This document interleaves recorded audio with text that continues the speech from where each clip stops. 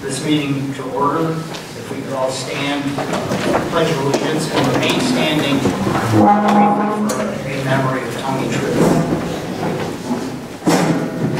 I pledge allegiance to the flag of the United States of America and to the republic for which it stands, one nation, under God, indivisible, with liberty and justice for all. As most of you know, on April 2nd, Tony Trippi, a beloved carpentry instructor at the RCTC, passed away unexpectedly, and 19 years of service in this district, and we'd just like to have a moment of silence.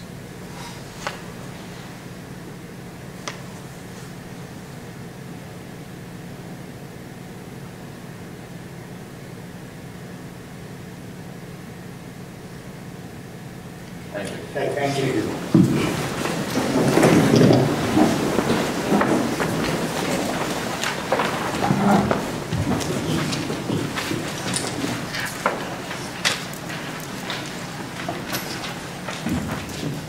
Our first item on the agenda would be to approve or amend minutes.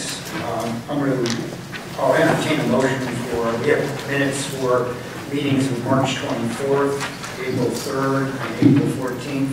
I'll just offer them all under one motion. Do I have a motion to approve those? So moved. Second. So a motion by Alan, second by David. Any comments, any amendments to those minutes?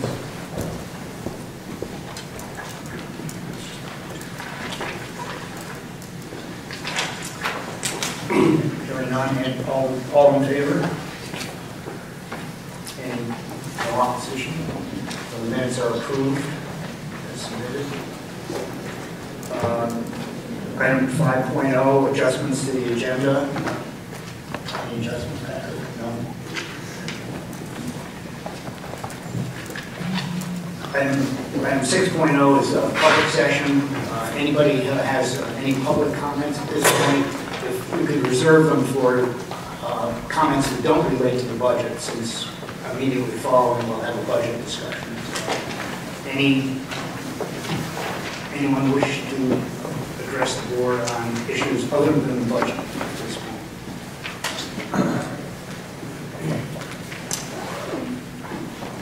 Okay. Item 7.0 is a public forum on the FY 2015 school budget. I think I'll first open it to the board. If there are any board comments to be offered at this point.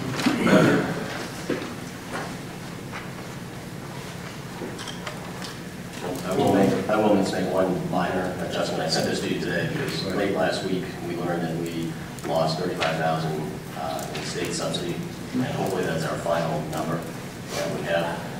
Luckily, over the last 3 weeks, we've determined that some of our anthem rates can be reduced, and so it should not have an impact. When we gave you a handout tonight, it should not have an impact on the bottom line of the budget.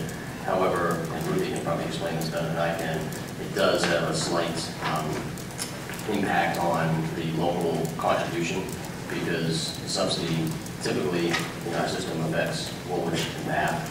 And so you can see some of the adjustments, minor ones, as far as increases or decreases. But the bottom line is we're proposing to stay the same at this point. Is this handout related to the public? There's a handout on the back table for those of you who didn't get in the room.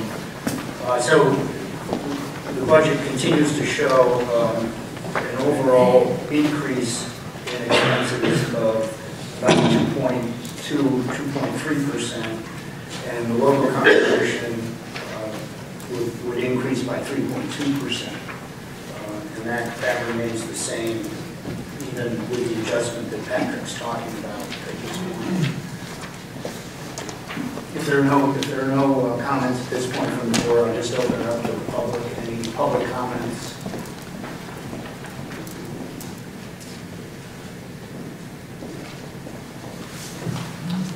More comments on budget? Yes, on budget, I'm sorry. If you could just identify yourself. Charlie Bingham Woolwich. I'm again back this year to advocate for my child's right to an education that they are entitled to. State law requires students K through 8 to receive a world language curriculum. I know the school board does not like to compare districts, but Mount Middle School has 3 foreign language teachers. And Brunswick Junior High School has 2, while BMS and Woolwich have a combined total of 0 foreign language teachers. When I moved to Woolwich in 2009, Woolwich Central School had 2 foreign language teachers, and then these positions were cut in 2010. At that time, the school board said that they were looking at reinstating those positions in 3 years in their list of priorities. It is now 4 years later, and I see it is in year 2 of next year's priorities. Research has shown that students who study foreign languages outperform their monolingual peers on a wide range of academic achievement tests, experience cognitive benefits such as increased problem solving, creativity, verbal and spatial abilities. If our schools are going to turn our students, if our schools are going to turn out students ready for the American workforce in the 21st century, they also need to be ready to compete in the global workforce. The question is not whether they need to know math instead of Chinese or Spanish or Arabic. They need to know both. After all this, I still need to ask the question, why do I need to advocate for something that my child is supposed to receive by law? Why does the school board get to decide what laws they want to follow? Thank you. Thank you.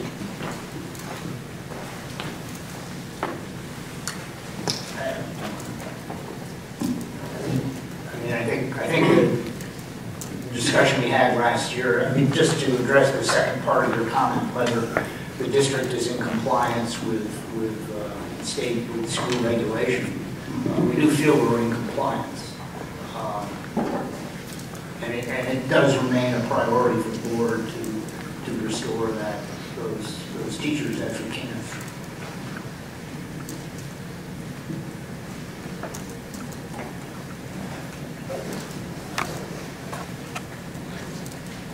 Any other comments?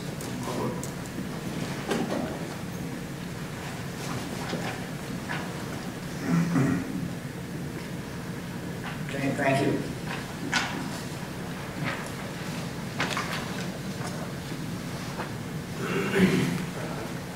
8.0, we have a presentation on the Great Schools Partnership.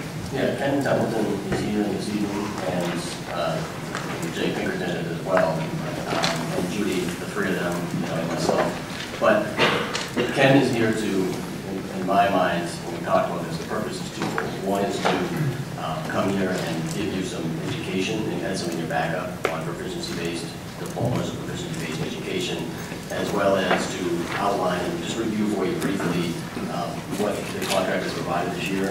We have a contract with Great Schools for $19,500. The work that's been done to date, the goals that were set for this year, and then review with you the goals that we have for next year. So, Ken, thank you for coming. Is it hard to hook up for the... Yeah. Yeah, Dean's right behind you. Hey, how are you? Nice to see you.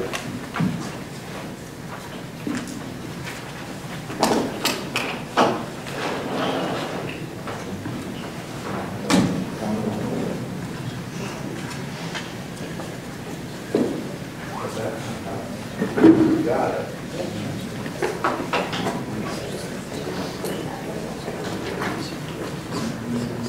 What's that? Sure.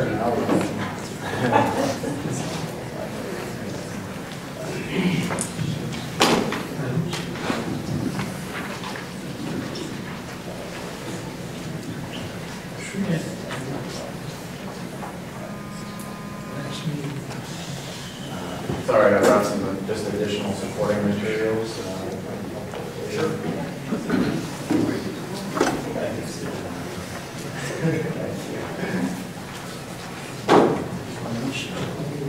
Sure. Do you need, yeah, does he need to use a mic? If you want to grab the mic. I will.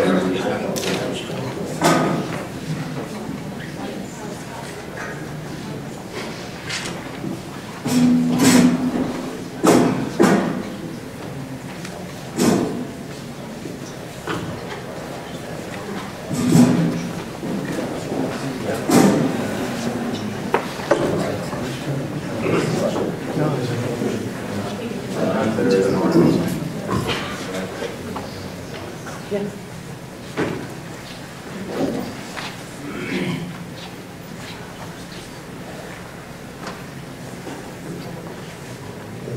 All right, I need this little tray.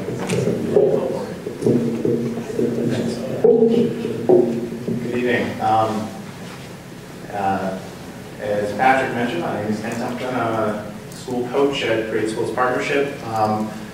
We're a nonprofit. We're based in Portland, Maine, and we do work around New England as well as nationally, supporting schools, trying to become more collaborative places for adults, more interesting places for kids.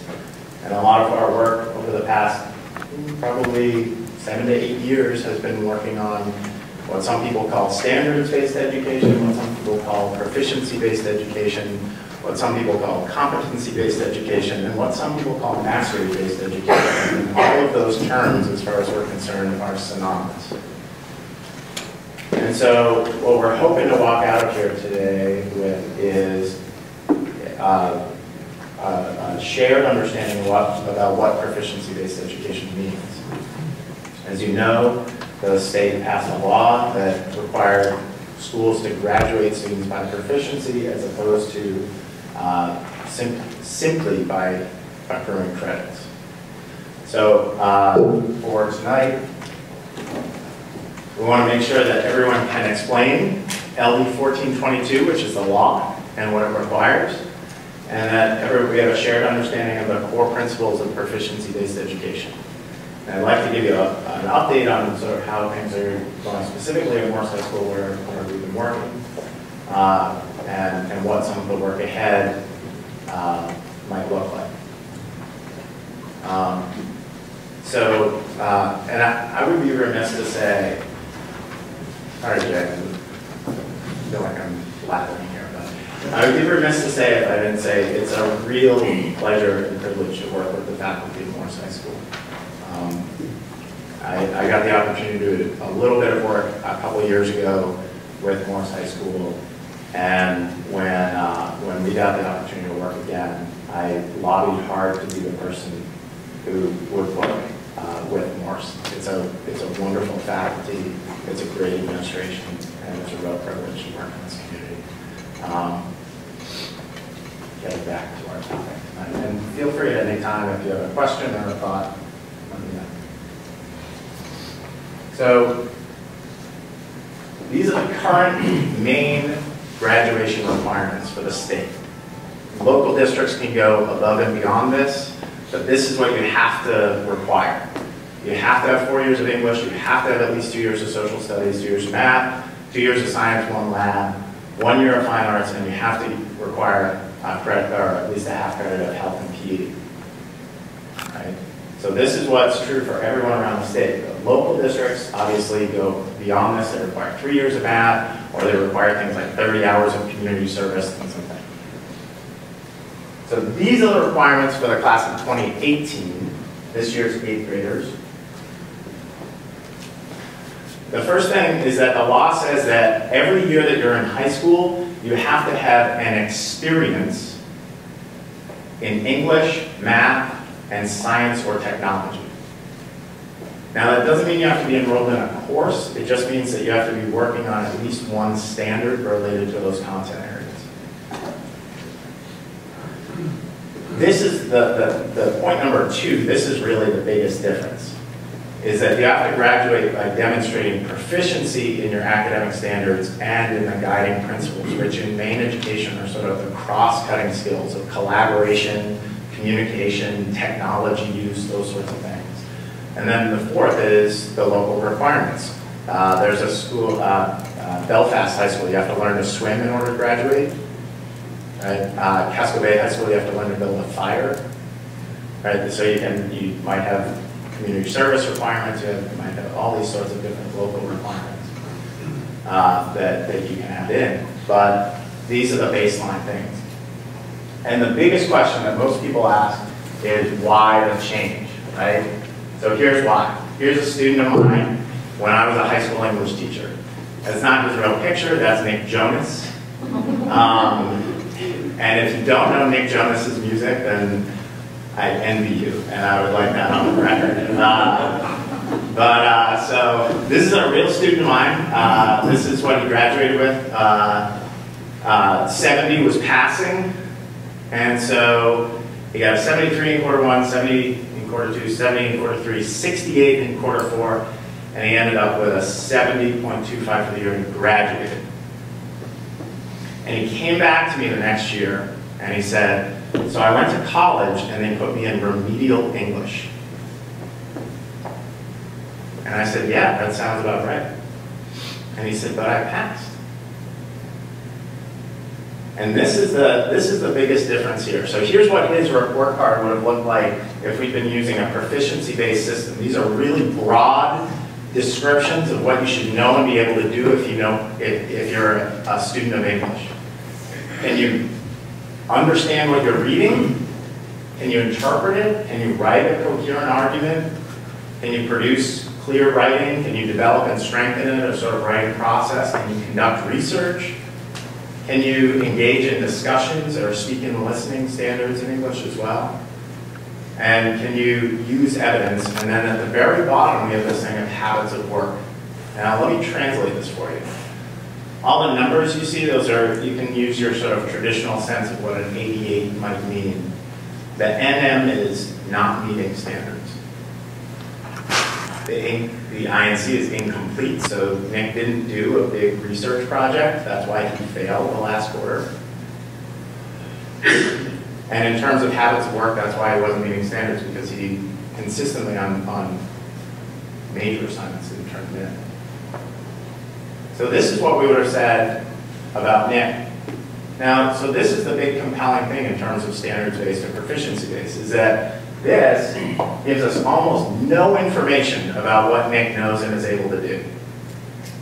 Right? And we might interpret that in a really wide variety of ways. We might say, oh gosh, yeah, I mean, maybe he's a kid who knows his stuff but doesn't work too hard, or maybe he's a kid who works as hard as he can, but it's a real struggle to get there, right? Whereas if we describe what is essential knowledge and skill in a content area, and then we provide feedback about whether or not Nick can get there, then we're much clearer about what he knows and is able to do to him, to his parents, to each other as colleagues. And so this is one shift in terms of how we think about standards-based education, is how we present what students know and are able to do, as opposed to grouping it all together into one solid number. We might break it out according to these kinds of standards. Now, I've been blathering for a little while here, so I want to check and see if anyone has a question before we think about some of the core principles. So, yes, sir. How does this integrate with Common Core? Oh, great question. Great question. So, sorry, Jeff. So the question was, how does this integrate with Common Core? So a lot of times we get these sorts of things grouped together. Common Core are standards in English and math, and that's it. And so these descriptions here, these descriptions are taken directly from the Common Core. So these are the broadest standards that you would find in English in the Common Core. But a lot of people, they group together proficiency-based education and the Common Core and lots of different other things. And the Common Core, all they are standards in math and English. And Maine happens to have adopted them for math and English. Otherwise, it's still the main learning results in all other content areas. So this is 12th grade ELA. And Yeah. if I was looking at these scores for a student, I would not just ask why he doesn't meet the standards, but how does this inform us if it's 12th grade? And we don't look at, we've been doing proficiency-based assessments in elementary grade levels already. So I guess why look at this at 12th grade and not look at it from 5th or 6th grade, which are a lot of the same similar ELA objectives, except for the word complex. I mean, they're structured right, there are a lot of these things. So what happened to this child at 5th grade or middle school Right. to inform your assessment of not meeting the standard, because if he doesn't meet the standard at 12th grade, what grade level did he meet the standard at? That's the question behind, I mean, it seems like just kind of the iceberg. So Yeah, no, that's a great point. I mean, so would you mind if we just pretended for a second that instead of saying 12th, it said 11th? And I was Nick's 12th grade teacher, and I got his information as he was coming in. I would know what he needed to work on. Right? Whereas if I was a 9th grade teacher and I got an 8th grade report, right? Because I've got more information, I can actually say, oh wow, we're going to still have you practice this stuff that you're good at. We're not going to just say, okay, check, forget it, don't worry about it anymore. But this is not just, in this instance, this is not just ELA, because it's obviously based in his experience in social studies and science. Because he's not being, he doesn't have that crossover. So Yes. Is this just in ELA that you would have this assessment, or would you have an assessment across the Great question. No, so I'm just using ELA as an example here. Okay. But so if we look just in your folders, and I'll put this up on the screen so we can all look at it. There's this triangle graphic. So this is how we think about setting up a system for proficiency that is manageable. So the very top of the triangle would be the sort of cross-cutting standards, the guiding principles, collaboration, communication, evidence, the use of evidence, things like that. That next level is the content area, and in each content area we want those kinds of broad objectives, right? Scientific reasoning, right? Discipline-specific skills, things like that. And then we need to get pretty far down in terms of what are the specific things that we want to know and be able to do. But it's those top two layers of the triangle that we say, listen, you got to be able to do this stuff to graduate. And that's really what the law is about. It's about high school graduation. There is this, there is a valid point to say, we need a sort of district-wide, right, approach, right? And certainly that's an important piece to this. In terms of what the law is about, it's really about how you make a graduation decision at the end of this K-12 spectrum. So something like at the very bottom of the pyramid, we might have something like a semicolon at some point in English, but we're not going to tell a kid that they can't graduate high school because they didn't get the semicolon right. Right?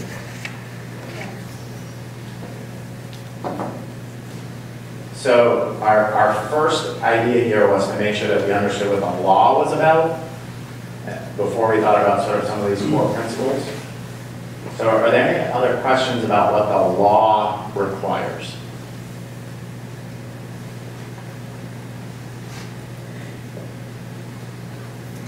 Okay. If you think of something in a little bit, feel free to say, let me clarify this.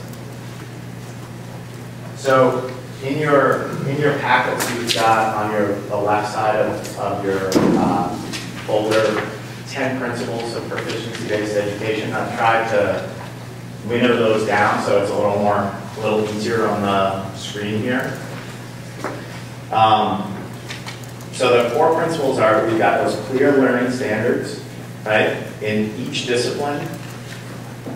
So we can say when a kid enters a course or high school, these are the things that you're going to need to know and be able to do. And it's not a mystery. And we've even got examples of what good performance looks like. We actually pull apart academic standards and we report them differently from work habits. So, for example, if Nick, our student, habitually hands things in late, but they're good, then we say the work is good, you keep doing it late, and we report those things separately. And that's one of the things that's, I think, one of the things that is a challenge because so much of the way that we talk about success in school is about, you know, what counts in a grade. So it feels like only the academic stuff counts. And so it can feel to some people like, okay, so we're telling kids that it doesn't matter if they hand things in late.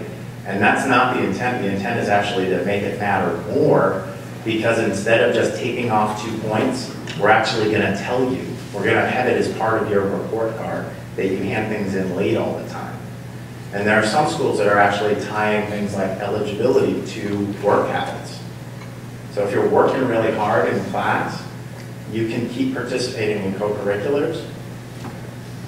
But if you're not, even if your academic standards are okay, if you're not working hard, you're not eligible, or you're not eligible for honor roll, and things like that. And putting more emphasis on how you do the work and not just whether or not it meets the academic standard.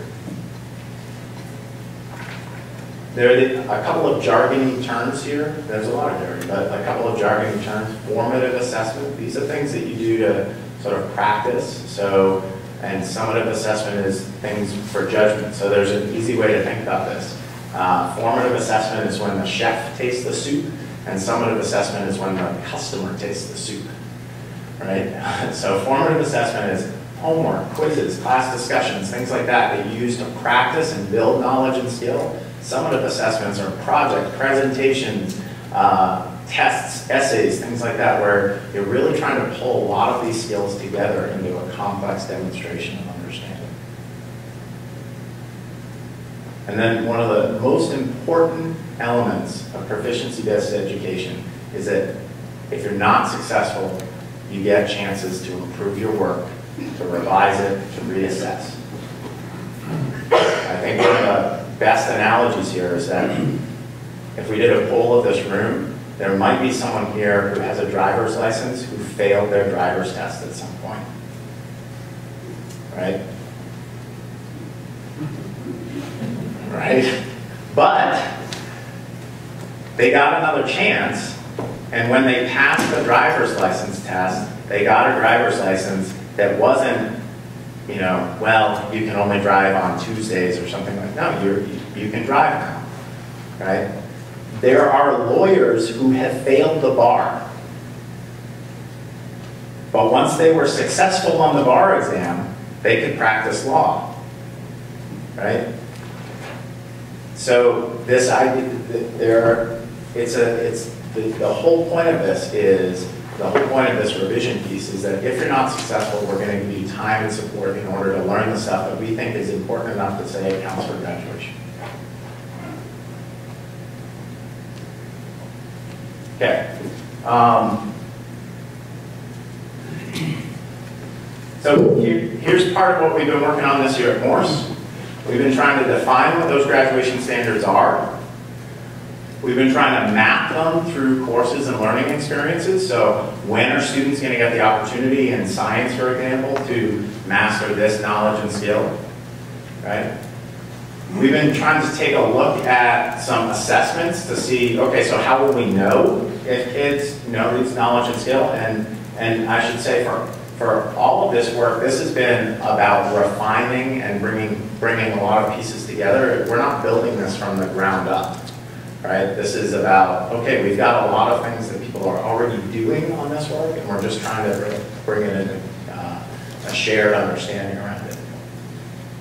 We want to have some common grading practices so that if I'm in Mr. O'Leary's class and I can actually get half of the grade by participating, that I don't go down the hall to Mr. Stanton's class and participation doesn't count at all,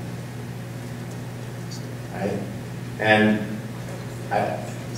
we don't see that wide spectrum of practice everywhere, but in many schools there is that wide of a spectrum of what constitutes a grade. So we've been working on that, and then we're working with folks in IT to make sure that the reporting system through Infinite Campus can do this well, and they've been great to work with around this. So this is what we've been working on this year, and and we'll continue to develop. So any questions on this piece or in terms of what was in your back? Well, one of the obvious questions is, how is it working out? Of course, give yourself a grade. Let us know. Yeah. So I would say that one of the things that there are a few departments that are sort of farther along in this than others. In part, I would say that the science department probably has the most cohered at this point, in part because they've done some release time to work on this stuff. So by the end of this school year, we're going to have the common grading piece in place. We're going to have the standards defined, and we're going to have the maps of learning experiences. But part of the ongoing work for this coming school year is working on the assessments, is working on making sure that the practices around, okay, so if a kid's not successful, how are we going to handle that? So, does that? Yes, I mean, actually, it sounds really quite complex when you think about it. And aside from saying, how's it going, I would, the next question would be, are you getting everybody on board with this and enthusiastically supporting it? Because without that, something as complex as this won't work well. Yeah. So, sure. Wow.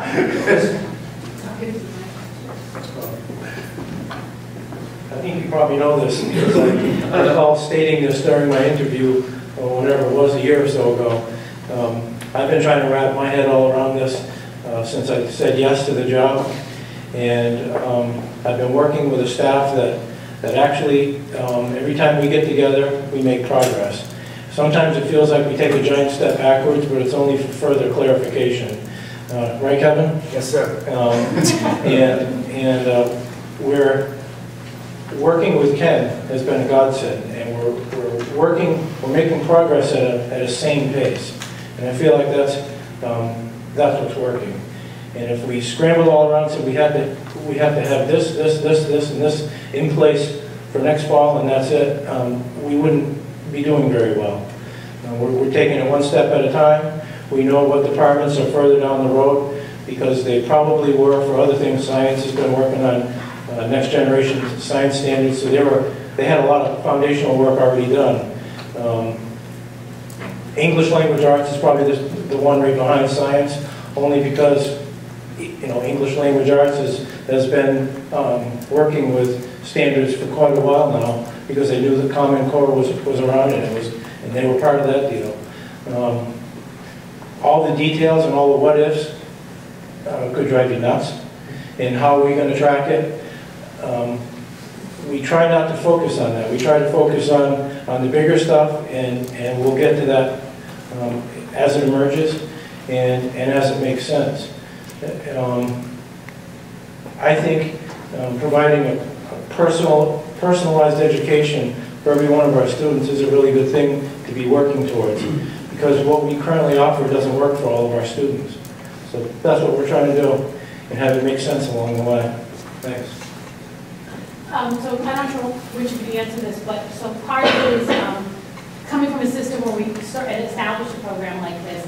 Part of it was professional development for the staff to make them understand it, but a big part of what I found it was educating the kids and the parents, because you have to build their background knowledge so they understand when they're getting a meets or does not meet kind of grade, and how to respond to that. So my question is, how has that process been going? How is the education to the students about this new way to look at their learning, and how does the education to the parents go? Because it's when, as you implement anything, if it's different than what the parents grew up in, it's a challenge. I'll field about half of that question, and then Ken can kick in. We're trying to figure it out ourselves first, to be honest. And that Ken's laid the groundwork, saying that's why we're here tonight doing this. Yeah. I fired the first shot across the bow in my February Navigator, kind of gave some of this information that you're receiving tonight.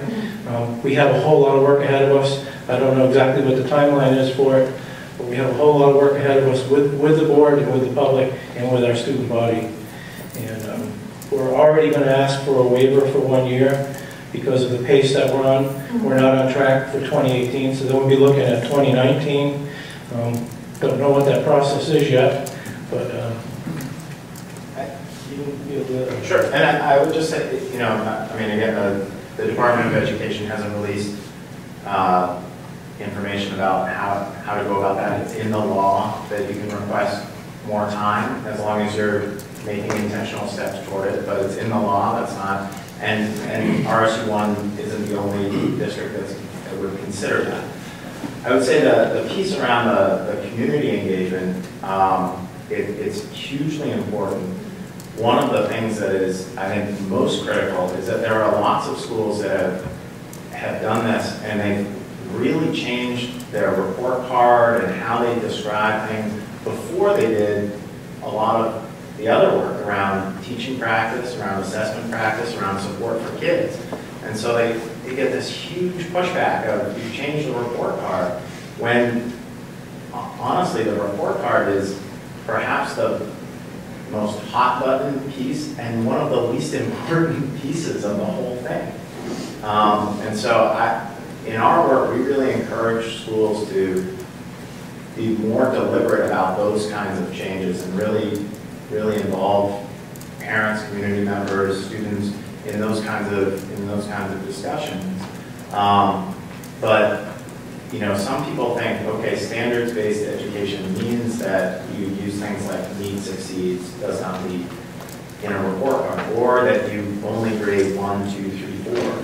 And there are standards-based schools across the country that use 100 point, where you use 80s, things like that. There are standards-based schools that use ABC, right? And it's usually ABC, not needs. Because there's a education guru who says that a D is a coward's F, right? That a student really hasn't mastered the knowledge and skills, but we're just not courageous enough to tell them that. And there are plenty of educators, plenty of teachers that I've talked to have said, yes, that's accurate. And so, I think that's one of the critical pieces over the next little while to think about some of the next steps for the community is building knowledge and understanding, having some, you know, here's a concern, here's a question, let's talk about that, let's think that through.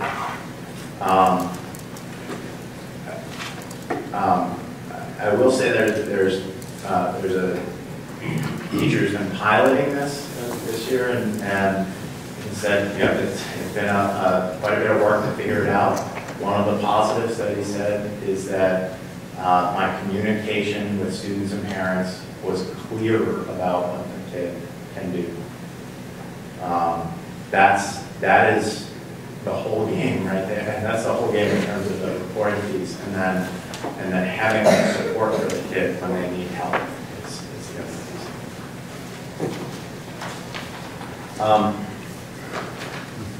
I will just say that this is just another piece here. This is just a sort of steps of implementation that we commonly use.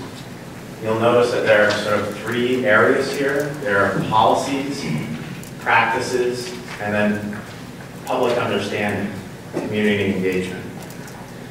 And it's our firm belief that unless you're working on these 3 areas, then really improving your school, regardless of what you're doing. It doesn't have to be proficiency-based education. But regardless of what you're doing, if you're only working on the practice side without policies to back it up, then it's not very likely to succeed. If you're only working on the policy side without practice and community engagement, it's not likely to succeed. And so work on these 3 areas at the same time is critical. I had put in your packet sort of a checklist of board policies that we put together that you might consider looking at. And that's certainly work that we can help with down the road. We have, You know, as a nonprofit, we try and put as much on our website as we can. That's free and available. We have sample policies, sample standards, sample everything we've been working on. But certainly things like what the graduation requirements are, that's a policy that company needs to look at.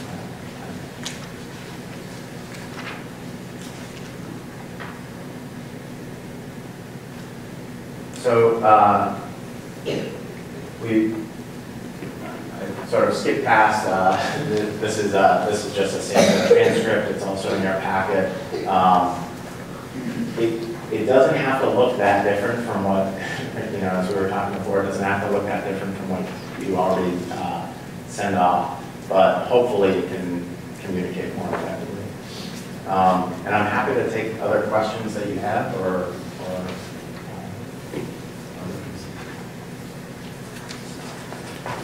I'd just like to reinforce the comments made on engaging the community and JPs and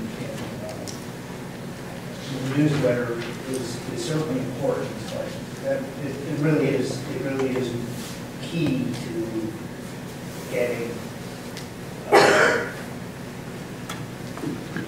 the community involved. Certainly the community is already involved in schools, but getting to that, raising it to the level of understanding of what this new approach would be, I think is going to be critical to the success of it. Yeah. Certainly, we recently talked about the idea of having some opportunities, some parent meetings, some community meetings for people to get a chance to get their heads around things and make sure they understand. I mean, even if it isn't, even if the process is not proceeding at perhaps at the pace that you initially thought it might at the doing school, getting to the parents, getting to the community early in the process, I think is still very important. Thank you. Do you hear any other pushback from, changing an evaluation method? Because I don't have a lot of high school experience, but this issue of where your class standing in high school in regards to how you're seen for your college admissions and how you go about answering those needs to still talk about, not that I agree with class standings or not, but it's there, it's out there, it's important. I think I can imagine that could be a parent's concern question or a student's question.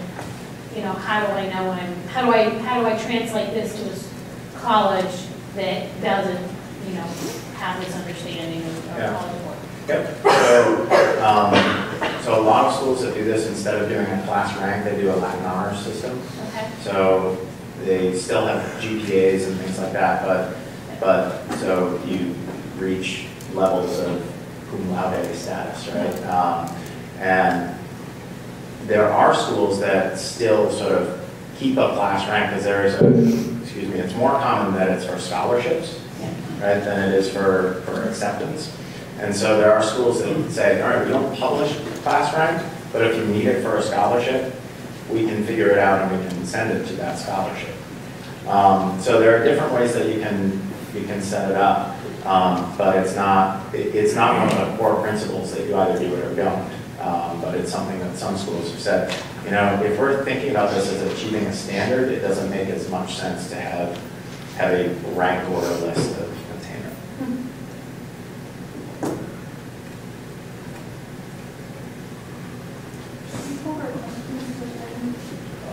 Sure. Did you say you had a question? I did, but I didn't know if we were allowed to ask. No, go ahead.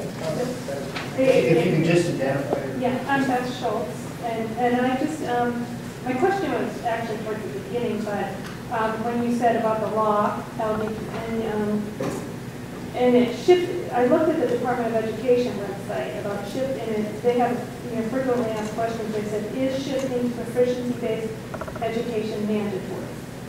And the answer is no. What is mandatory is that in 2018, high schools award diplomas that certify that students who graduate have demonstrated proficiency at the main learning results standards.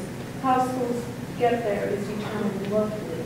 Right. So I'm just wondering how you interpret that, because I've been calling different high schools and they all, there's this huge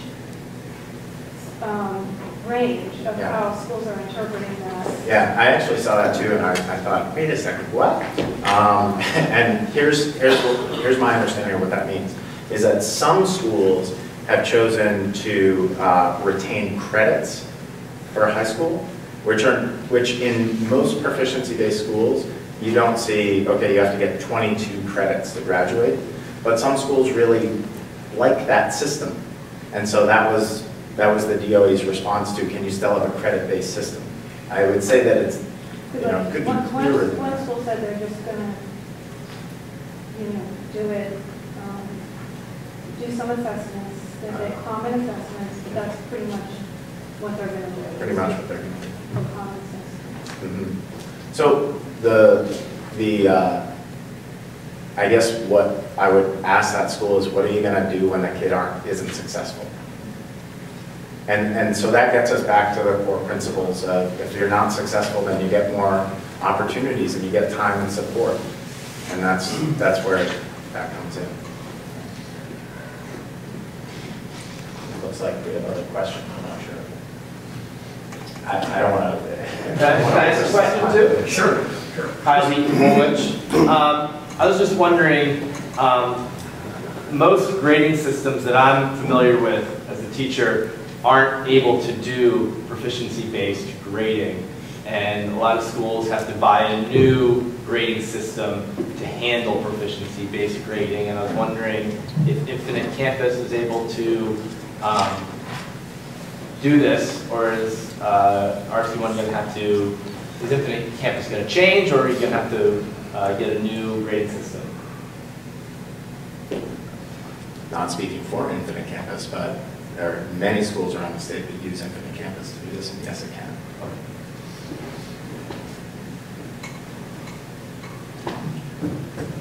Any other board questions? Not really a question, Mr. Chairman, but I would just like to say I get a very strong feeling that within the context of Morse High School, your staff is working in a very positive way, moving forward with Ken's help, and we're going to get there. We're moving. We have a distance to go yet, but we're on track. That's what I'm hearing. Fair assessment of what's going on? Yeah. Okay. Any other questions from the folks in the audience? Okay. Thank you very much. Thank you. Thanks, Jay.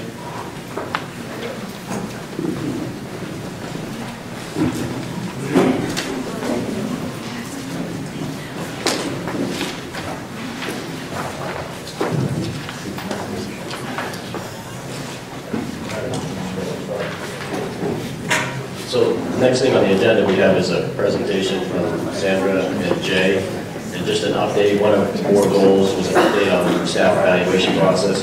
So they're going to hook up real quick and go through a brief presentation for you.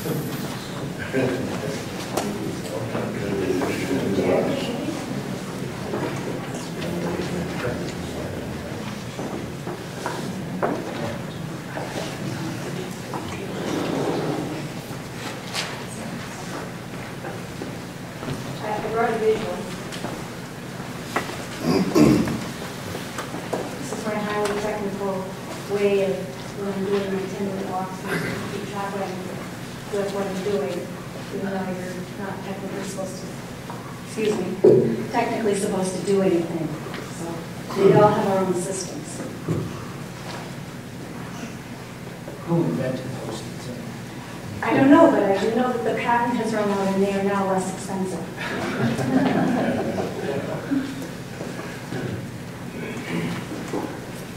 So when we began this process, everybody asked, why should we change? And we went to a workshop this summer, and it was given by Kim Marshall, and we learned some really important facts, but the key to improve student learning is to ensure more good teaching, not teachers, but teaching in more classrooms more of the time. So we know that the research tells us that effective teaching and school leadership are the keys to student success, and we know that students can be transformed by good teaching.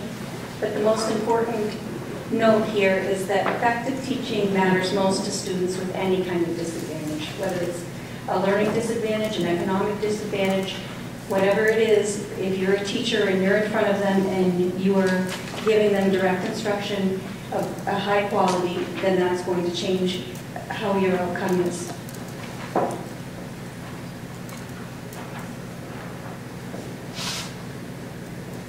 So as administrators, we agreed at the beginning of the school year that we would do 10 mini observations of each teacher for 10 minutes per visit. So for some of us in Pittsburgh, that's a little easier than for some of us at the high school. So it comes in all shapes and sizes. We would have follow-up conversations in the classroom within 24 hours, and we would give written feedback within 48 hours. That's been a challenge. We'll talk about that at the end.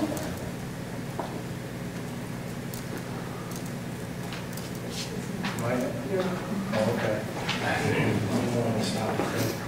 The key components they're unannounced, they're frequent, and they're short.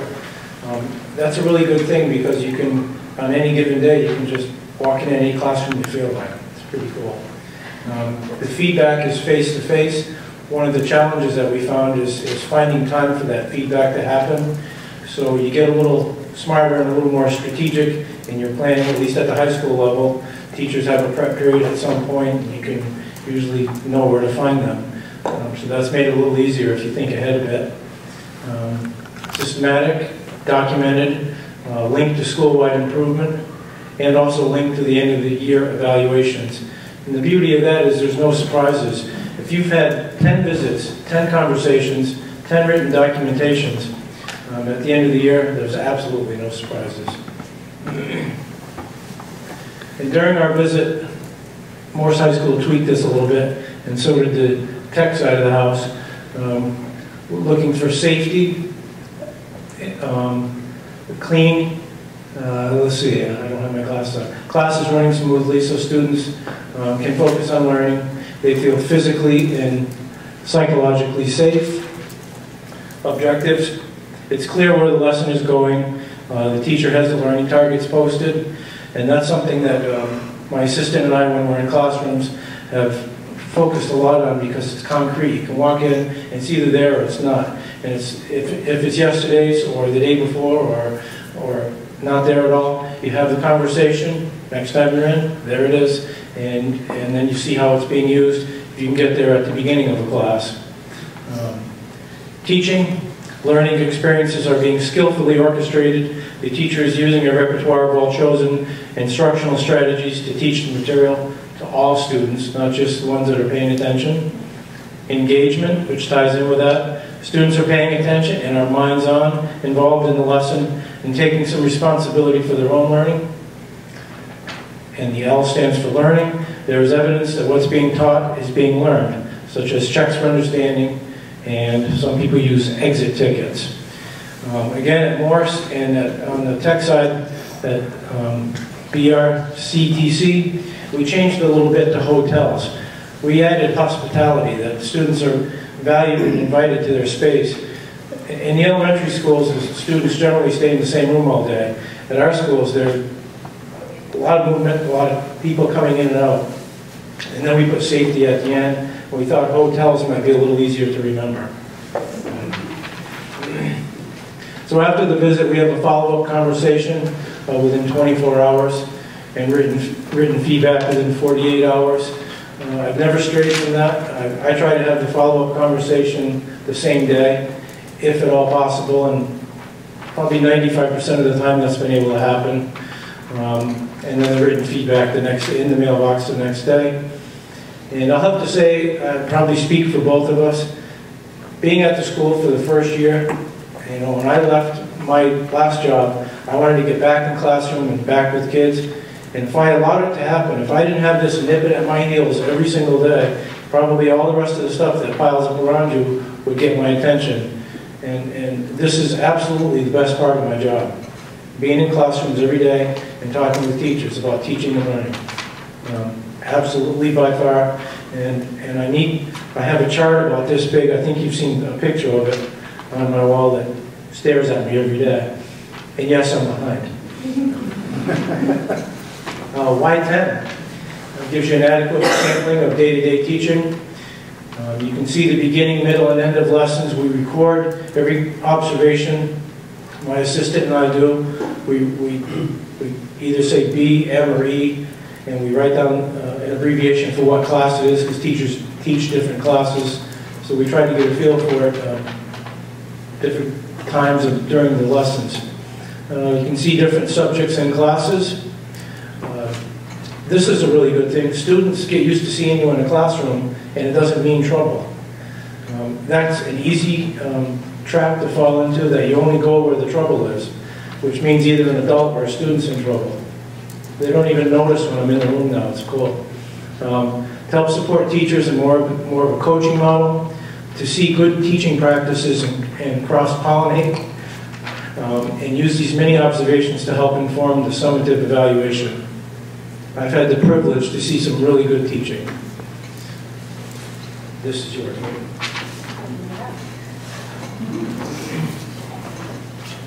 Jay's a much better man than I am for having followed the process a lot more efficiently.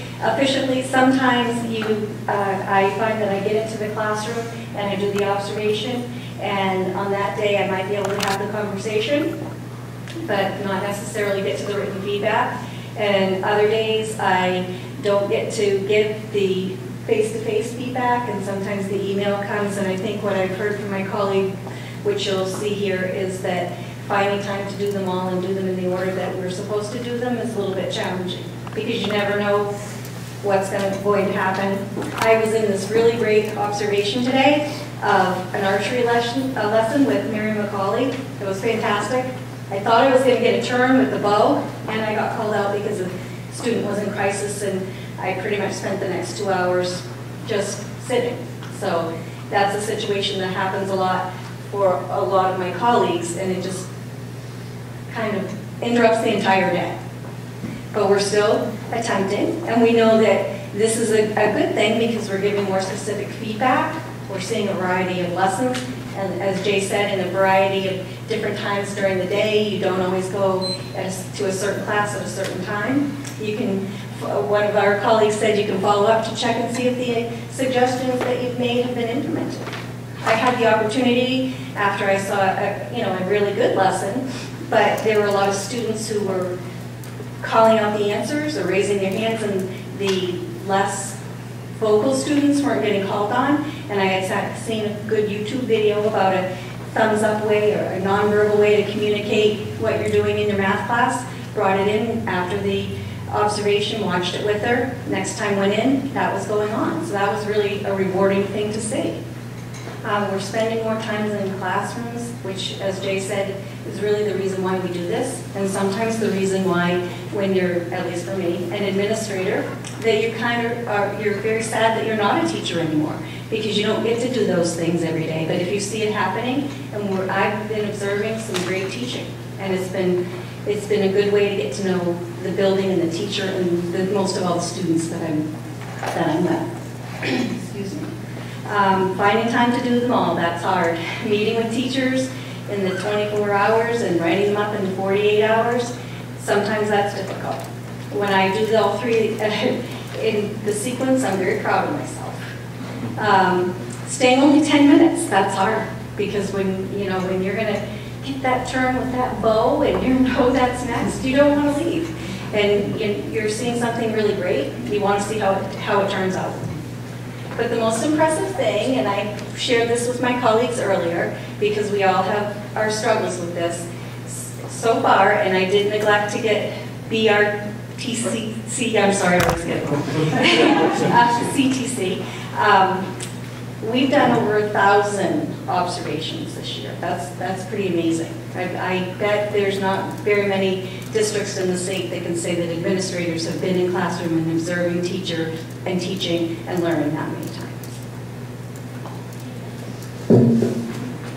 And those are just where I got the information from some of the stuff that we did this summer. And I also have to say that it's really helpful that Patrick holds us accountable for what we're doing. And we know that we have to, answer and talk about what we're doing. And I think we talk about it every admin meeting. How are you doing? How's it going? And he checks in with us and Judy checks in with us. So it's also helpful for us that, we feel that it's part of our responsibility too.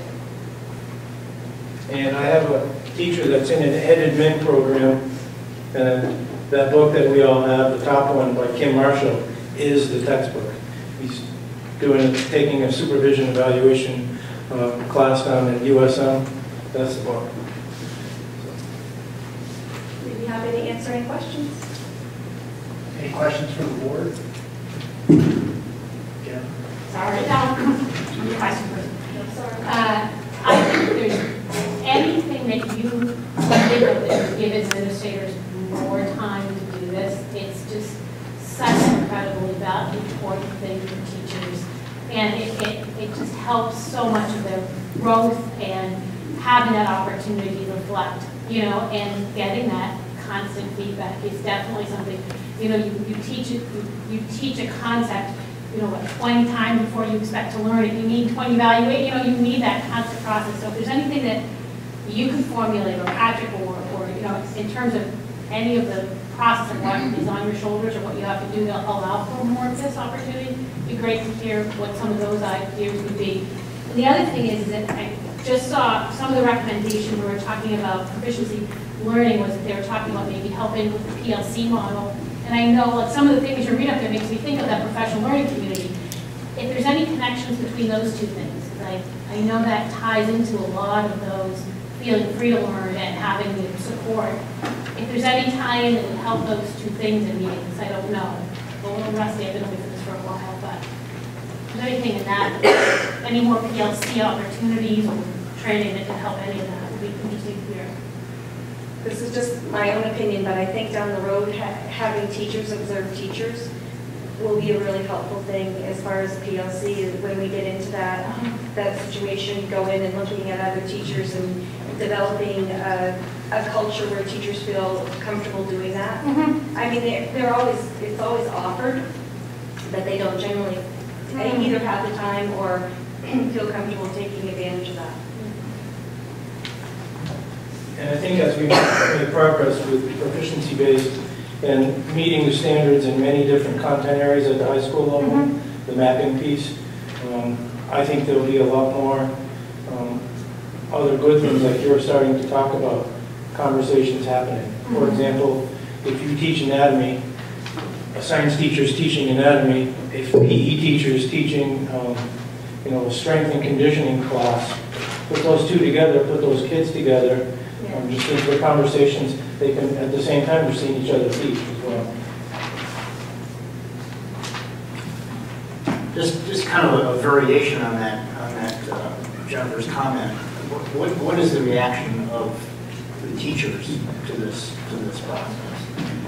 Since the purpose is not only to evaluate but also to improve. I think it's been very positive. Kevin on the spot. Right here. I've had people show nothing but appreciation for you taking interest in what they do every day with kids. And I listen a lot more than my dad taught me a long time ago, you were born with 2 ears and 1 mouth, so use them accordingly. And I've learned so much from listening. So it's not always me being the person that has all the information to share. I learn a heck of a lot more than I give out. And I think the teachers have embraced it at Morris High School. Tell me if I'm wrong. You want me to speak? You want to hear from me? Go ahead, if you can. Sure. Kevin O'Leary, Morris High School. We teachers are embracing the 10 evals. We are really appreciating our administrators coming into our room. You know, I've been in this district now since 2000, and for the first 7 years, I could count on one finger how many administrators set foot in my room, how many school board members set foot in my room. 0. So I'm really appreciating this. I'm appreciating Principal Pinkerton coming in. We have great discussions afterward. I learn things, he learns things, and I think this is a good plan. It's a good pilot, and I think we should continue this. And when we tweak it, we give our administrators more time to get in to actually do all 10, which is virtually impossible if you set foot in a high school or any school. If you see what these guys do and what we do every day, getting around the building 10 times for 50, 500 evals a year. It's tough, but so far so good. How's that, okay? It's good. Thank you.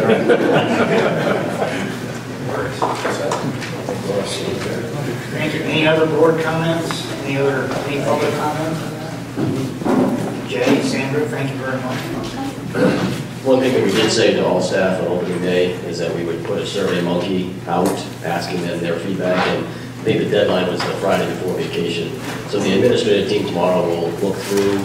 Some of them are narrative comments and others are ratings, but I can say that it was, I think it was around 80% of the teaching staff answered number 1, do they find this model more effective than our previous model? I think it was 80-81%, but we'll be discussing that as a full ad team tomorrow. Great, thank you.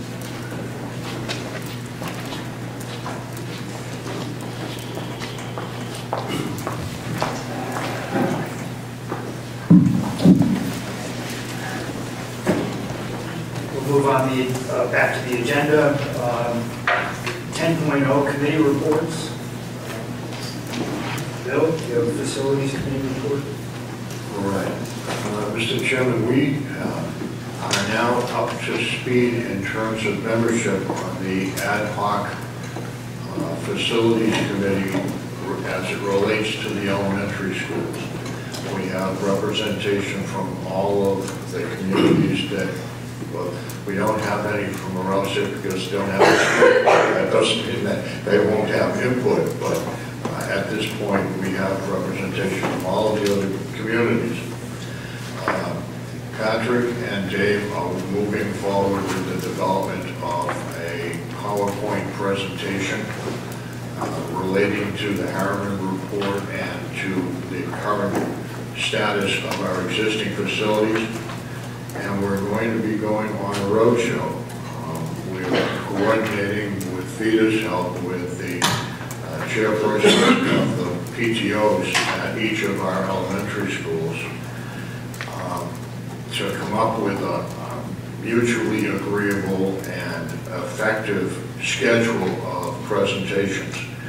So that, and we're working with those folks to try and bring it back to the community and let the PTO determine the best time, the best day of the week when they can get the largest audience to come in and start to participate in a two-way discussion on the future of our elementary schools. So, a reported progress. In terms of Morse, Patrick and I talked today, and he has some rather updated information from the Department of Ed. So. And just on Bill's piece, just to assure people, we're not, I mean, we're going out to try to go to the communities to talk about the Harriman report that really, they did a study a year ago on our elementary schools. And really it was a space utilization study. It was not a closing school study or anything like that.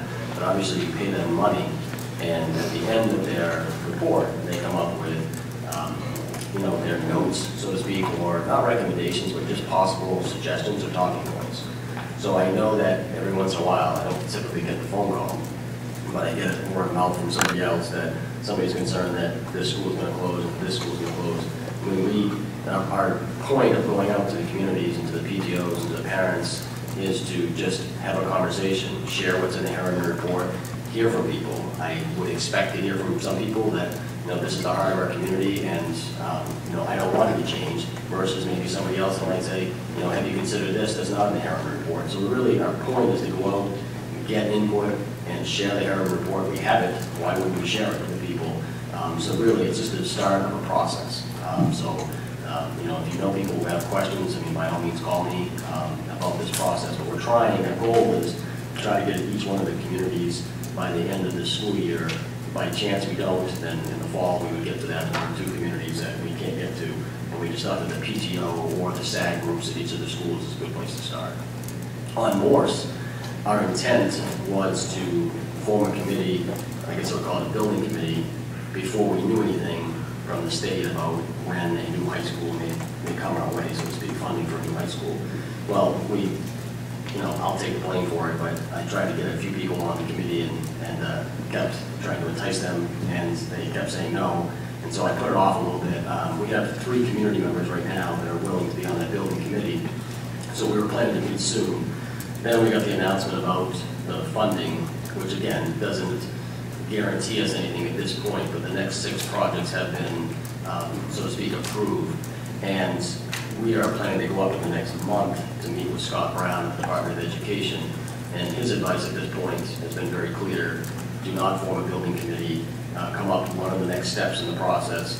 And the question was asked at a special board meeting, I think it was maybe a couple weeks ago, about renovation versus new. And my understanding at this point is that that is you know, an architect / engineering firm comes down and would do a study of the building as well as they would do a study of the site. Then it's multiple entities, including the board, the Department of Education, Bureau of General Services, and the architectural study that would be done that would really play into whether the recommendation would be new versus renovated. So we're very early in this process. And so I'm hoping by the middle of May that we'll go up and meet with Scott Brown, and probably would take, you know, probably invite Bill, the chair of the facilities committee, myself, Jay Pinkerton, and I don't know who else Scott would, you know, want us to come up there. But again, number 7 on that list, so 1 through 6 are in process right now. Number 7 on that list is Mount Ararat High School. We're 11. So they've supposedly committed the funding for schools 7 through 12, and we're number 11 on that list. So that's where we are, you know, with that process, and we'll continue to work. And I've reached out to Sanford and Mount Blue, Farmington. Those are both good examples of schools that have gone, or halfway through this process in Sanford's case, and Mount Blue, they did go through a renovation project that was pretty successful. So we're just trying to reach out to get some information ahead of time. So that's what I have. So report of progress, Mr. Chairman. Great. We'll move. So at risk of being redundant, I'll repeat what Bill has said and what Patrick has said. We intend this to be a community process. The board has made no formal decisions on anything regarding the elementary schools, regarding the future of Morse, and we won't do that until the community has had every opportunity to participate as part of this process. 10.2 is the Finance Committee, which I chair. We did meet at the beginning of the month and continued discussions on budget. We also met, one of our meetings, the minutes of which we approved, was a special meeting to approve the recommendation that the district go forward with a bond anticipation note, a ban to do some borrowing in support of the $5.2 million construction project, which was approved by the voters last fall. And we've done that. At this point, there's been no commitment of on the part of the board of how much we're going to use of that. I want to say that in light of the fact that Morse now appears on a list of this number 7. number 11 on the list of 7 to 12, that we intend, with the Finance Committee, we intend to look at that list of projects that the $5.2 million was intended to support and evaluate those in terms of what might be an opportunity to do a much more extensive renovation or replacement of moors. So again, that's an ongoing process, and certainly we'll make the community well aware of how that's progressing over time. The Finance Committee is going to meet again this Thursday. We have a meeting Thursday, May 1st. 8 o'clock. Those meetings are open to the public at the superintendent's office, so we welcome anyone who wants to attend. The same is true of facilities, we'll be meeting on the 12th. And again, it's at 8 o'clock. Yep. But I will to the public.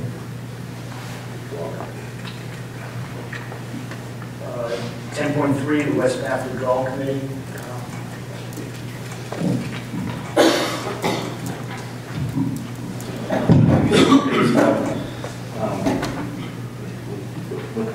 Where we currently are right now is we are in the process of finishing the first draft of the withdrawal agreement.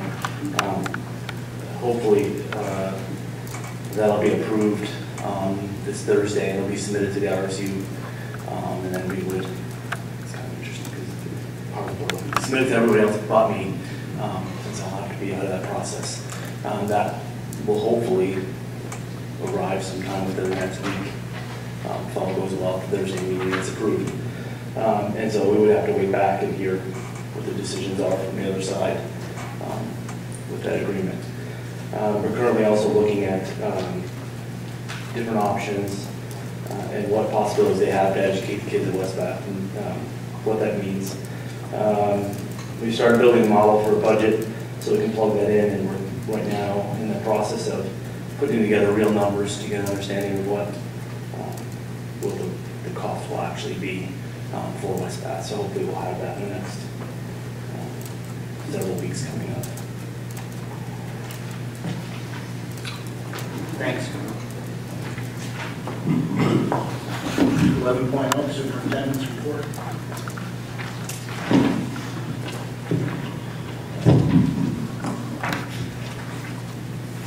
Well, like a 5-minute report would be helpful. Well, I'm winging. Maybe that's good news. Just the district battle of the books. I know we talk about this every year, but it is an academic competition for students in our system across the board, and also Georgetown also comes, which I think makes it a nice event as well. By April 3rd, we had 26 teams of students, and we had 4 adult teams. And I'm not sure which adult team won, but we won't harm on that. But it was an all-time high for participation, and I would say the librarians across the district really put on a great event, and I really thank the administrators and the teaching staff that come out that evening and give up their time to really model for our students. And you know, they have to read a minimum of 6 books, but I think it's 30 on the list, and many of our students read many more than the 6 required books. So, and then the second thing, and I'll keep this brief because I don't have a long meeting tonight, but Odyssey of the Mind, we have 9 teams throughout RSU1 this year, 4 at Fisher Mitchell, 3 at Bath Middle School, 1 at West Bath, well, 2 at West Bath, 1 regular and 1 primary age group. And our district had 2 teams qualify for the state tournament. 1 is from Fisher Mitchell and 1 is from BMS.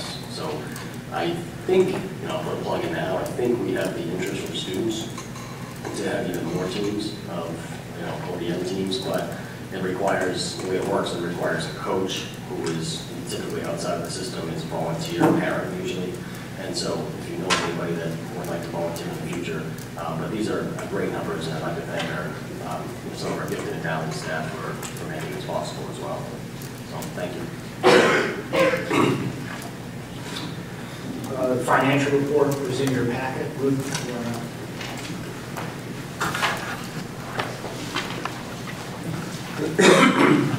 This month's is the ending March 31st report, and you can see that we're we've gained $70,000 from the prior month. Some of that is just in looking at the subs for sickness and for staff development. I don't think that we're going to use, as we get closer to the end of the year, I think we'll have more left than what I was anticipating. On some of our tuitions, the fees that are associated with some of the students aren't as high as what we've been anticipating. And transportation for those students as well.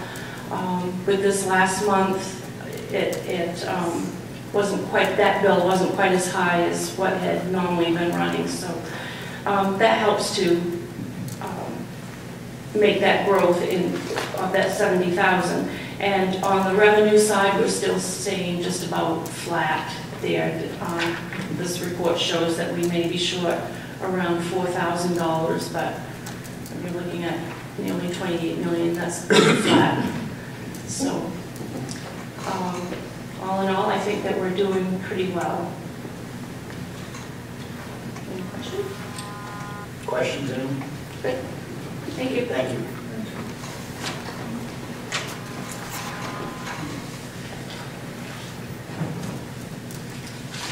12.0 old business. First item is the review of board goals, which goals are in your packet. We tonight with the presentation on the staff evaluation process. We're addressing goal 1, as you can see.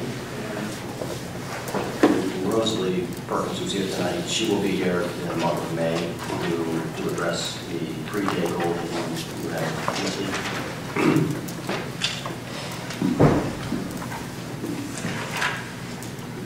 We have some policies to consider. These are the first ones I'll go over for action. We have a second reading of policy CHA, which is the development of administrative procedures. I'll entertain a motion to approve the policy. So moved. Second. We have a motion by Bill, second by David. Any discussion? All in favor? Any opposed? Passes. Or is it not? Second reading of policy GAB, job descriptions. Do I have a motion to adopt the policy? Second. We have a motion by Kyle, second by Alan. Any discussion? I do have a question on in the second paragraph. It talks about the sentence, development, reassessment, and revision of job descriptions shall include input from people affected by the position. I think they should be affected. Yeah. But I also wonder if it's specific enough to know who's included. David, did you have was there any?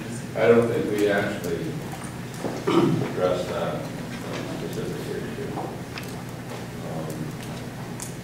In terms of who and defining who would be affected. Really, I think I wasn't at the last policy meeting, but really it's about, for example, business manager. If we're looking at that job description, revising it, that we would make sure that we allow the business manager to review it, because that's the person that's doing the job. That's really the intent of it. People is tremendously broad. You really mean staff.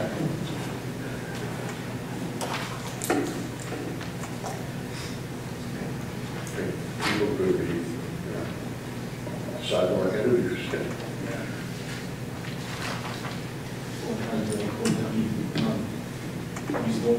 Maybe most of the time we may want to have input from people outside of staff, whether that be citizens or parents or school board members, which would be staff.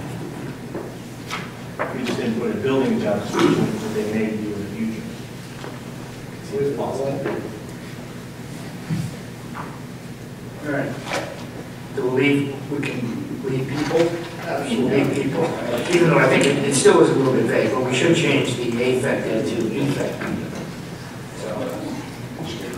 So we have a motion to adopt the policy, and I assume we can amend the motion to adopt the policy as amended. Is that all right, Tom? Yes, sure. Okay, all in favor? Any opposed? It's adopted, policy is adopted. Second reading of policy ADC. These are listed together, ADC and ADCR, which is tobacco and related products use and possession. Is there a motion to adopt these policies? Move to adopt. Second. So a motion by David, second by Bill.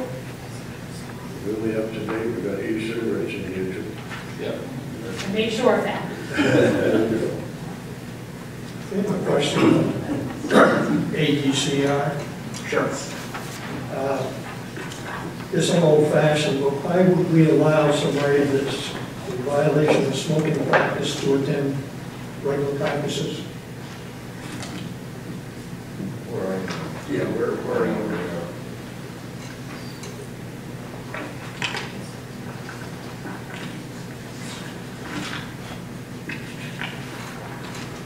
What places in there, let's see. That's interesting. It's on page 3. Yeah, page 3, item 3 under the second violation. And also under first violations. It says when applicable, the student must attend athletic practice but cannot compete in any event during the suspension detention period. I question why they should even be at practices. I don't know if policies have been out, but I do know that, in certain policies, they have a, I don't know about a carrot, but that's, that if a student makes a mistake, say with a cigarette or with, alcohol or something like that, is to be able to have a consequence for that student and also have action for that student to hopefully learn from that mistake, but to immediately take away everything that a student has when it comes to an extracurricular. I know that's a privilege, but to keep them on and let them practice, to show their commitment, and then hopefully be able to reinstate them after a certain period of time is how a lot of districts look at it. It depends on the first and second offense. I don't have Jay here right now or Scott. But when building this, and I can go back and talk with them as well. The thing is, from a coaching perspective, old coach, there's a cumulative effect of what you're training kids to do in terms of participating in the events. And I see no problem with a student continuing to learn that cumulative material during a period of time that he or she is excluded from a particular event. Can that sound okay, yeah? I'm looking at it from a coaching perspective and conditioning as well. Which is, further you get into the season, conditioning becomes less of a factor, but in the early part of the season, conditioning is a major component of what you're doing. And you don't want them to have a week off and not have to work out with the rest of the squad. I think the consensus was that this to exclude from practice was punitive without any benefit. And with some kids, it would be a positive. Wouldn't have to run a lap for a week.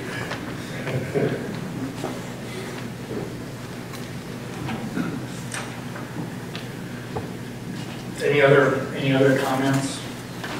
I'm not sure where that one ended up. Are you comfortable with the explanation, Alan? Are you comfortable? I didn't live with it. Okay.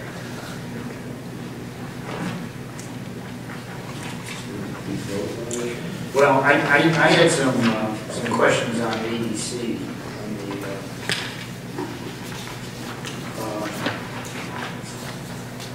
And I guess I didn't know whether or not we needed to define tobacco products in some way. Because in the last, I'm not sure exactly how this is constructed, but the last sentence, as used herein, tobacco products include related smoking devices such as pipes, cigarettes, cigarette papers, and e-cigarettes. I would, if tobacco products also means, as it obviously does, cigarettes, cigars, chewing tobacco, and snuff, it should probably say, include but aren't limited to. Unlimited.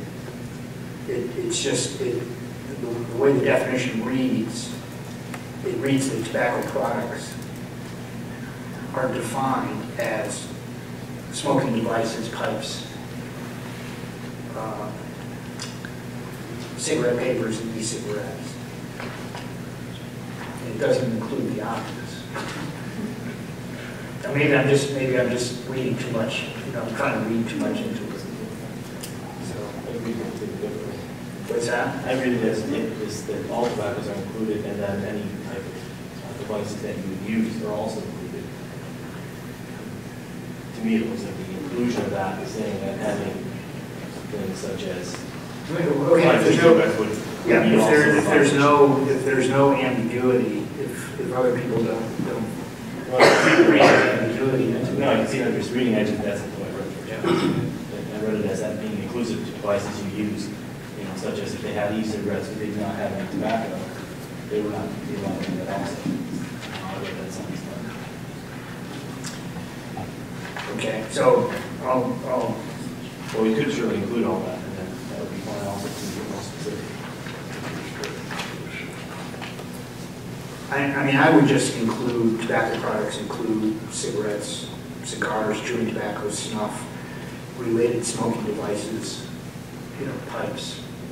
I just do the inclusiveness, but that's just if people don't feel that. I think there's no harm in doing it. Except for, I think it was, we were looking for a way to open it up and not have to revisit the policy every time we get, something like hookah or something else that's added to that list. Is that I think it was trying to make it be, what it was tobacco. It was, any nicotine-containing product without being able to have to say that there's nicotine, and it was. Well, then I would just say would also include. Would also, okay. Yeah, just to. The second paragraph is the way I read it. In addition, students are further prohibited from possessing, selling, distributing, or dispensing tobacco-related products in school buildings. That's clear. Facilities, on school grounds, and buses during school-sponsored events and at all other times. And my note just questions that, does this explicitly prohibit the use of tobacco at an away school function? In an away school function that's held off school grounds? Or is that a school-sponsored event? Yeah. Regardless of where it is, if it's school sponsoring it. Yeah. Not explicitly, but if it's not confusing to others.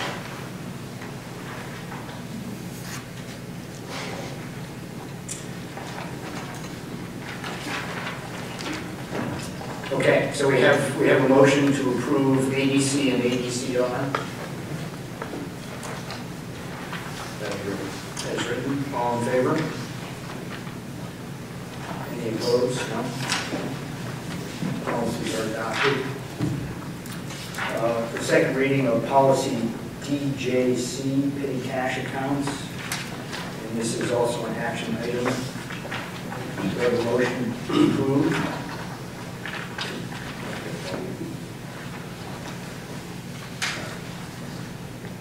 Move approval. Second. We have a motion motion by Alan, second by Bill to approve adoption. Any discussion? All in favor? Any opposed? Policy is adopted.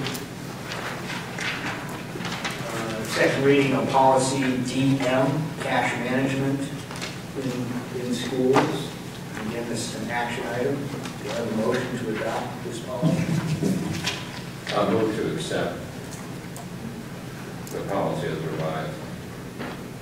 Do I have a second? Second. We have a motion by David, second by Alan. Any discussion?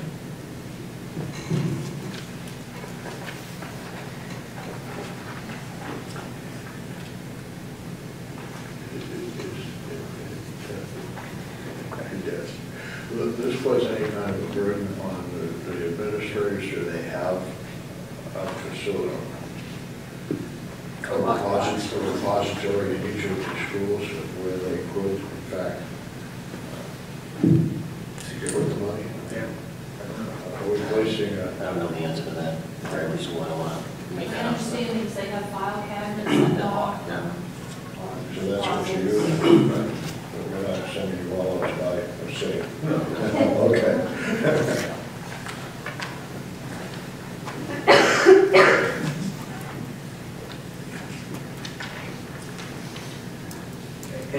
Any discussion, further discussion? All in favor of adopting policy? Any opposed? Policy is adopted. And finally, second reading of policy DN, school properties disposition. Do I have a motion to adopt the policy? So moved. Second. A motion by Bill, second by David. Any discussion? All in favor of adopting policy? Any in opposition? No. Policy is adopted.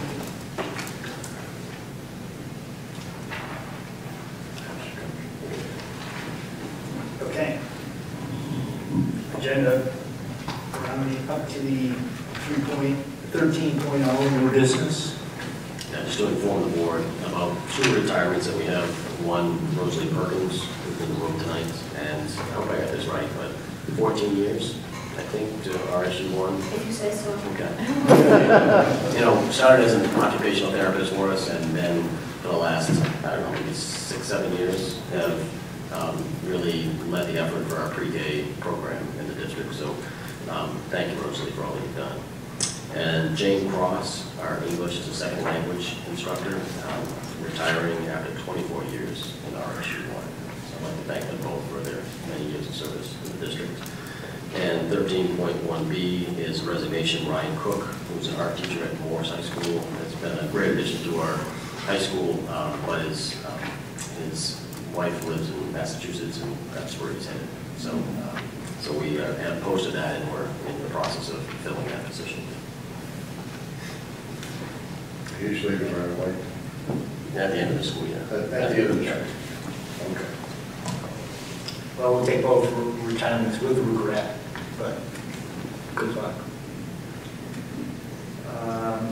13.2, these are action items and personnel.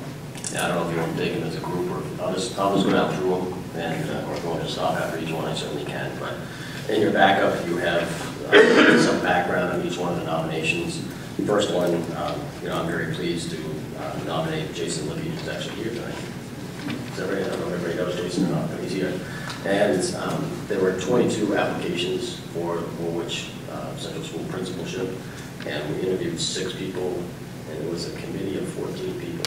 And I'd like to thank Judy and also for leading it, but also any parents, community members, staff members that give up their time to do the interviews. And so you can see Jason's background here, and I'm very pleased to have him hopefully be part of the administrative team here at RSU1. Yay.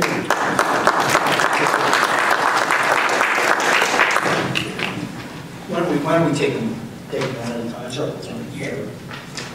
So we'll act on the recommendation from Patrick to hire or contract with Jason Libby as principal of Woolwich Central. And I'll just say I'm very pleased, good selection, and I'm very pleased it came up through RSU1, through the schools, and I think that's a real strong endorsement of our system, and we look forward to working with you. And thank Tom for his time that he's put in over those many years. So we have a recommendation to hire Jason Libby as principal of Woolwich Central. Do I have a motion? I will accept those. Second. We have a motion by Alan and a second by Bill. All in favor? Opposed? No. Okay. Thank you. Does she have to go over it? He'll do some here too. Can I one brief comment? Sure. Just would like to say thank you. My wife's a Morris alum, so we're very familiar with this area. Moved back here in 2000 after doing graduate work out in New York and spent time in New York. I love this district. I've been heavily involved, I think, in leadership capacities throughout the 14 years here. I just really look forward to working with the admin team, the school board, and helping RSU1 become the best it can be. So thank you for all the support to the committee, the community, the school board. I look forward to working with you. Great. Thank you. Thank you. Next nomination is kind of just the opposite. Is that we have, my nomination is for Carrie Babcock, who is the current principal at Fisher Mitchell. I don't want to speak for Carrie, but I think after much reflection, both personally and professionally, I think she's always been torn. I think Sandra alluded to it during her presentation about you can never really fully take the teacher out of you. And Carrie, made a decision that she'd like to apply to go back to the classroom. And so I'd like to nominate her for a grade 3 teaching position at Woolwich. We had 27 applicants and 2 people were interviewed for the position. Second. So we have a motion by Bill, second by Jennifer. All in favor? Okay. Any opposed? No. Still We want to say welcome on board, but we're glad you're staying with us. have fun. That's what you want. Next one we have is nomination of Brent Lukes for a grade 6 science teacher at BMS. Brent is currently a grade 5 teacher at Fisher Mitchell.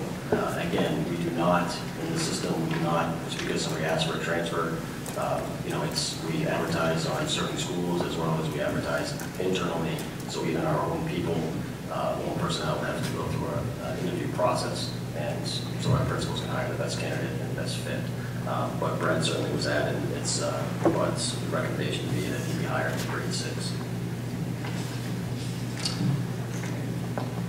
Any motion on the recommendation? Sure. Second. Okay, we have a motion from Jennifer, second by Bill. All in favor? Any opposition? No. Okay, so. And I would say all these positions are coming open because of retirements that are in the system. The last one we have is grade 6 math teacher at BMS, and the nomination is Kelly Rogers. And Kelly is currently a grade 4 teacher here at West Bath.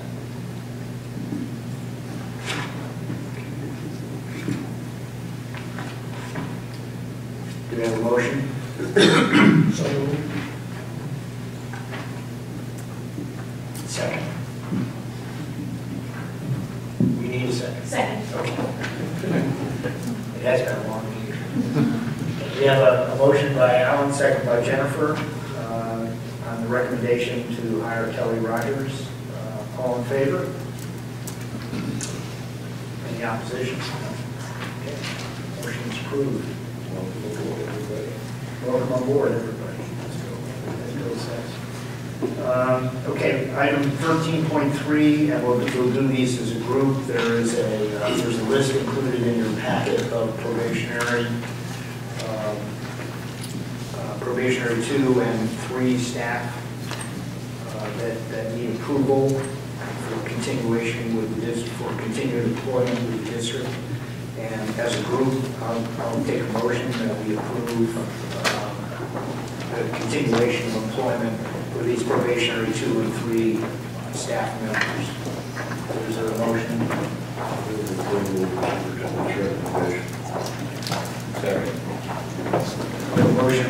Bill, second by David. All in favor? Anyone opposed? No? Approve the list.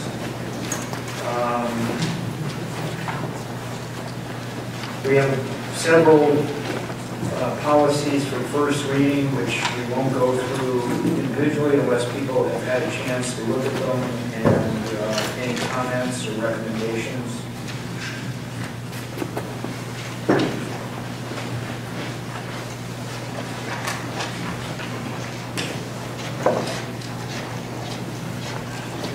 I just have a little bit of wordsmithing that I'll get to you afterwards. None of the substantive.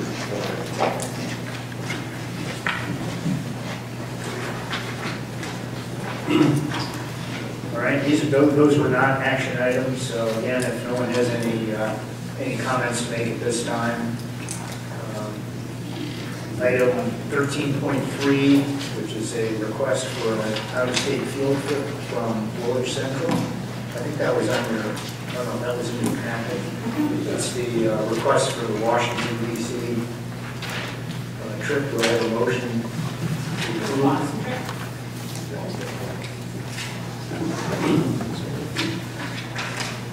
Okay, yep.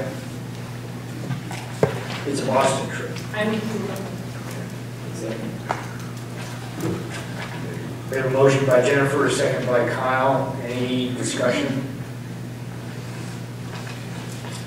All in favor? Any opposed? No opposed? So the trip is approved. This is the opportunity, second opportunity for any public comment. Sure.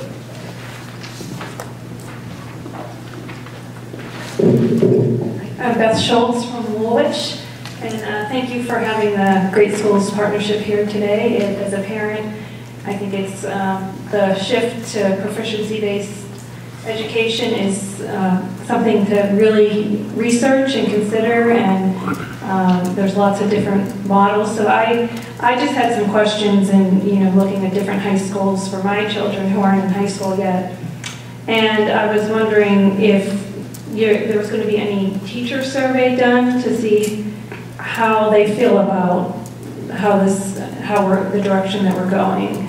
If you thought about doing that before renewing the contract with them. And I'm also curious, we're looking at different high school models or going to different high schools. As a parent, I'd be really interested in knowing which high schools and what type of models, and I'm wondering if you make that information available to the public so that we can see which different models are being considered for our high school.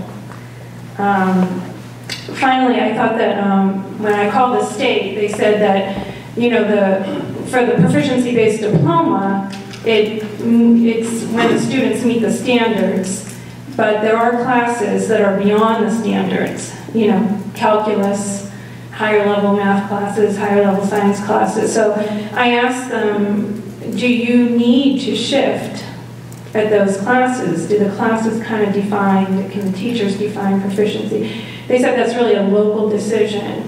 So I'm just wondering if, we voted on that as far as, are we just going to do the diploma? Are we going to shift to full-based instruction? They said that's really a local decision too. So I'm just curious if we've done that as well.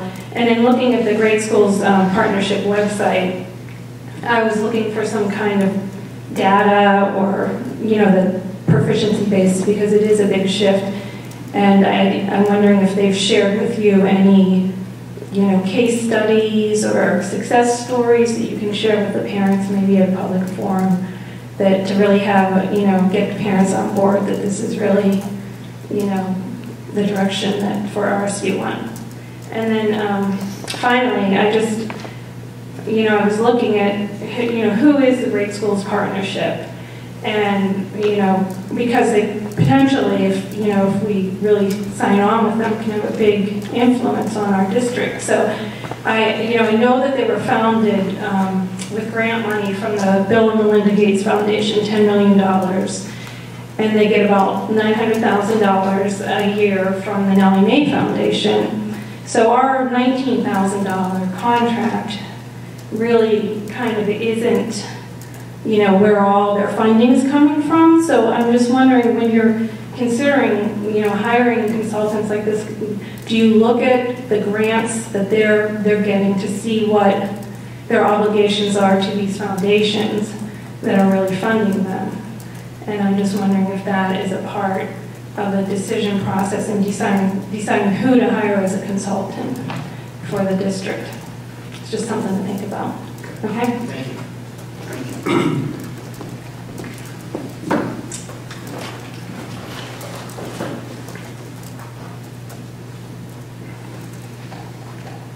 I'm going to ask, just in terms of the 4 or 5 things that were just mentioned, do you have anything you can add at this point? No, I think I mean, you know, if we can answer a question right now, we do a public comment. We also take it in internally and get back as we see fit. You know, a teacher survey, you know, we have a teacher here, but you know, sometimes when you have initiatives or you make change, I mean, along the way, I mean, you're either verbally communicating with your staff. At the same time, like the Survey Monkey we talked about tonight, there are times when we feel it's appropriate to ask for feedback in an anonymous way. So that, and I think, you know, Jay as well as Ken, who was here tonight, I mean, they've shared with me that there are times, I think in any organization, where, you know, there may be an educator that may not see eye to eye on everything. As an example, I think it was 2 weeks ago, one staff member, I think, went up to Ken and said, you know what, I think all of this is great for kids, but I do think that these components are, and I want you to come to my classroom and see some of the things I'm doing. And again, I want to just reassure people tonight that, as Jay said, and I think Ken alluded to it as well, is, you know, I know of schools that in New England and Maine that have, in my opinion, have really jumped the gun and really put practices in place that I think in some cases have been obstacles for students and parents. And again, we're trying to do this in a very diligent way, but a very thoughtful way, so that we're not jumping the gun. We've had, Judy's been on the phone with a lot of districts, local ones, but down in the Portland area as well, to say, you know, what's worked well for you, where are you at in the process? So again, we're not trying to rush anything here. And I do think it's important, you know, with staff, with any change you make, but you may not have, you may not have 100%, you know, on board. So I mean, and the other questions, I mean, I don't know off the top of my head, Great Schools Partnership funding and all of that piece. I can say that Ken has been very helpful this year in working with a new principal. How many more years we may need Great Schools Partnership assistance, you know, I don't know that tonight. We're sitting here. So I did take down some, you know, some notes of things that you've said. I mean, other models, I think some schools, again, like I said, are way over here. I think, you know, we're probably behind some schools when it comes to proficiency-based and as modeling, and we're ahead of some schools. And again, we compare notes a lot with other school systems to learn from them, and they've contacted us to learn from what we're doing with great schools as well. And again, I think during Ken's presentation, you heard, I think, an expression from the board that we do want to be sure. I'm focused now on your last comment, that there be a concerted effort to get information out to the community and to engage the community on this as we move forward. And I think it's something we'd like to do. Thank you. Any other public comment? 15.0, set meeting dates and locations.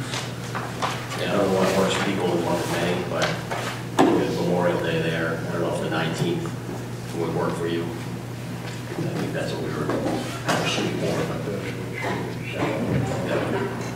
Did people get back to Vito on that?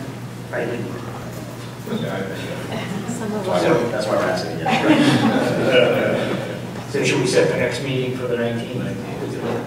19th, Is it what? When is that? So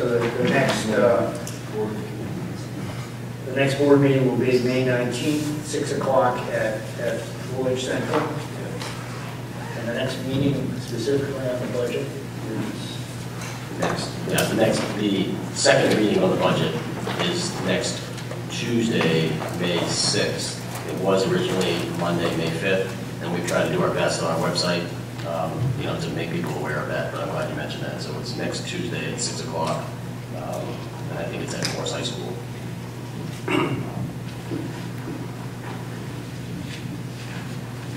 That's it, sir, Justin. Yes.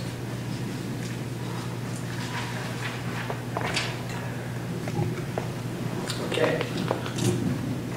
So, any other discussion from the board? Any issues? If not, I would entertain a motion to adjourn. Do I have a second? Second.